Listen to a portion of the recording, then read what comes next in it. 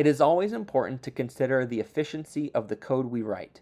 In this example, we have a classic coding interview question: best time to buy and sell stock. The problem poses the question of how one should determine the most optimal time to buy and sell a stock, given stock prices are held in an array and each stock price's index position is a day. The current example I have represents a brute force approach where we essentially loop through the list for each item in the list to determine the best time to buy and sell stock.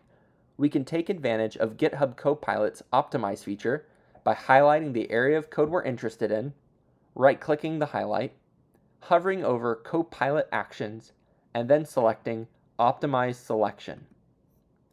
After a short amount of time, you will be presented with changes to the selected code, similar to how you would compare Git changes for a pull request. If you are satisfied with the changes, press Tab to replace the highlighted code with the optimized code.